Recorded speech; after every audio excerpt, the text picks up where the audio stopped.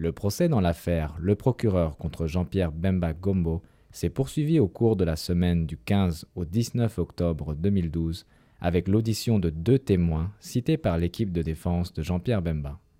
Jean-Pierre Bemba Gombo serait pénalement responsable pour avoir effectivement agi en qualité de chef militaire de crimes contre l'humanité, meurtre et viol, et de crimes de guerre, meurtre, viol et pillage prétendument commis sur le territoire de la République centrafricaine au cours de la période comprise approximativement entre le 26 octobre 2002 et le 15 mars 2003. Son procès s'est ouvert le 22 novembre 2010 devant la Chambre de première instance 3 de la CPI. Le premier témoin cette semaine, désigné par le pseudonyme 50, a bénéficié de mesures de protection telles que la distorsion de son image et l'altération de sa voix, de manière à ne pas être identifié par le public. Interrogé par maître Peter Haynes, conseil de la défense, le témoin a déclaré qu'au cours de la période de conflit survenue en République centrafricaine entre 2002 et 2003, il était un sergent dans l'unité de la sécurité présidentielle et garde du corps d'un officier basé à l'aéroport de Bangui. Now, you mentioned in an answer you gave me. Dans une de vos réponses que vous avez données précédemment, vous avez dit que le président Patassé a demandé à M. Bemba d'envoyer des troupes. À quel moment avez-vous pris connaissance pour la première fois de l'arrivée des troupes de la République démocratique du Congo? Ils étaient venus le 30 vers après-midi par Port Beach, en traversant Zongo, qui est en face de l'ambassade de France. Ils étaient venus tous dans les bacs. C'est par là qu'ils étaient venus. On suivait ça à la radio militaire dans Tolki-Walki. Comment ils étaient venus. Can you help us approximately? Est-ce que vous pouvez nous aider en nous disant à quel moment approximativement il est arrivé pour accueillir sa famille? Bon, c'était dans la journée. J'ai passé déjà 2 jours de ma fraction. Subitement, on dit que Mbemba est là parce que Mbemba est là, il fallait, bon, c'est selon le chef, quoi, il fallait mettre dispositif de sécurité. Il a aussi sa sécurité, mais il fallait notre sécurité, ça serait plus amenant salle d'attente comme tout autre homme politique étranger comme nationaux. Donc nous avons fait ce que notre chef nous a demandé de faire. Il est dans la salle d'attente et puis il attend sa famille et puis on était parti l'autre activité, j'étais venu, on m'a dit qu'il est reparti, c'est tout. Après, il avait accueilli sa famille, il a quitté l'aéroport pour Badolité. Il était parti au RDC, je ne sais pas, mais il est parti aussi. Ce fut ensuite au tour de Thomas Bifoli, substitut du procureur, de poser des questions aux témoins pour le compte du bureau du procureur. We have evidence before this court. Nous avons entendu des témoignages devant la cour. Nous avons par exemple reçu une lettre écrite par M. Bemba lui-même, envoyée aux représentants des Nations Unies en République centrafricaine à l'époque, où il dit que les troupes du MLC sont arrivées en République centrafricaine le 27 octobre. Je sais que ça remonte à loin, mais est-il possible qu'elles soient arrivées le 27 ? Ah, je ne sais pas, mais moi, je ne sais pas vraiment exactement, mais ce que je maintiens seulement juste parce qu'ils étaient venus le soir et il y avait briefing. Le lendemain, le 31, nous avons commencé à combattre. Donc, je suis précis sur la date qu'ils étaient venus à la radio, que voilà, notre appui sont là déjà au Port Beach, le 30. Mr. Witness, are you aware that... Monsieur le témoin, savez-vous si, selon la manière dont le MLC fonctionnait à l'époque, Patassé et les troupes de RCA ne pouvaient pas donner des ordres aux troupes du MLC à cette époque-là? Ne pouvaient faire que des suggestions aux troupes du MLC? Là, c'est un problème d'état-major là-bas, mais parce que la décision vient de l'état-major centrafricain, des gardes présidentiels. Et ce que je peux un peu éclaircir dans votre sage coup, les gens de MPC, de Mbemba, ils ne connaissent pas bien la ville. Si vous êtes d'accord avec moi, c'est un terrain neutre pour eux. Ils ne connaissent pas bien la ville. il ne pouvait pas donner l'initiative sur nous.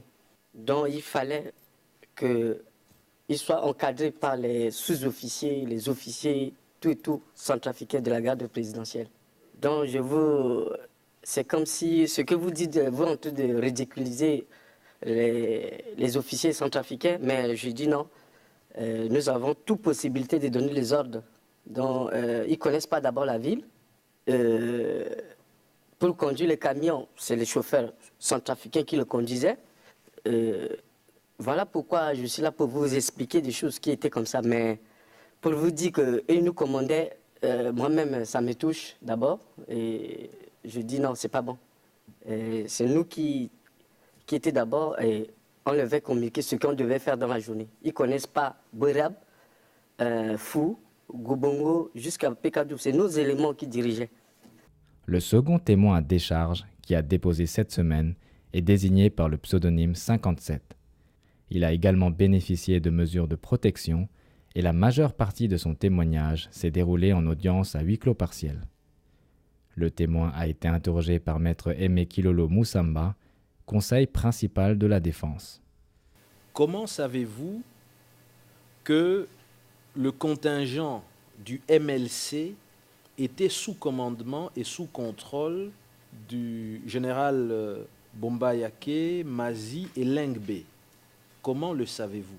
Oui, si je vous disais que les éléments du MLC sont sous les ordres des autorités centrafricaines, c'est parce qu'on les a logés dans un camp militaire.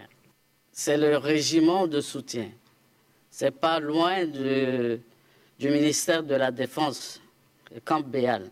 C'est là où ils se sont logés. Ils sont dotés par des nouvelles tenues, ils sont dotés en armes, ils sont dotés en munitions.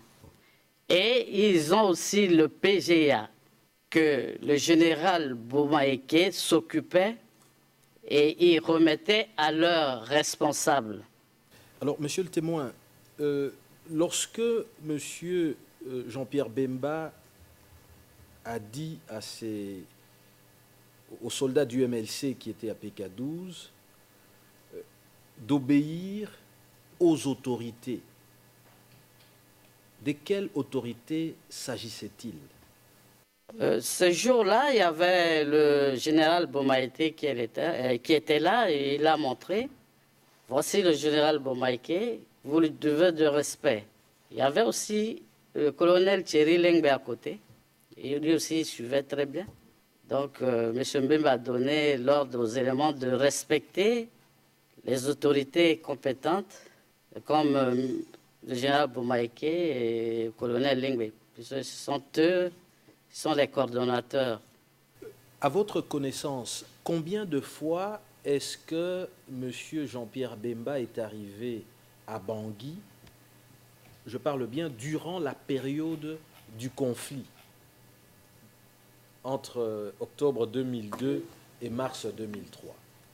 Si je me rappelle bien, M. Bemba est venu une seule fois lors des événements, lorsqu'on l'avait accompagné au PK12 et on l'a réaccompagné jusqu'au fleuve. Il est venu qu'une seule fois. M. Shkelzen Zeneli, substitut du procureur, a contre-interrogé le témoin pour le compte de l'accusation. How do you expect us to believe?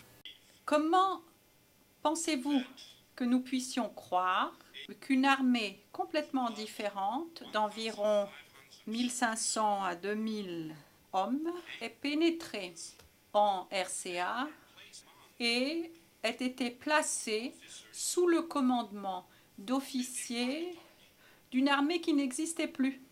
Comment cela peut-il être possible? Oui, maître, je vous disais que le général Bozézé, c'était un ancien chef d'état-major de l'armée centrafricaine.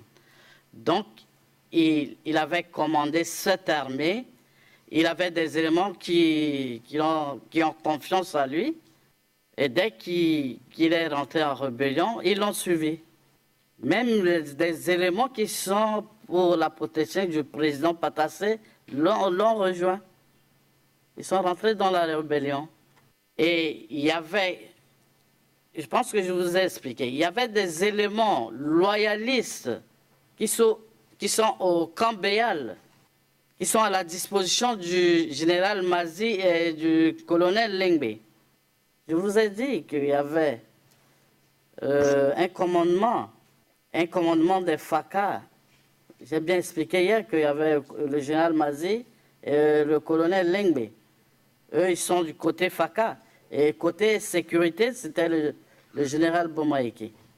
Mr. Witness, would it surprise you to hear Seriez-vous surpris d'entendre que les soldats FACA étaient maltraités, déshabillés, humiliés par le MLC?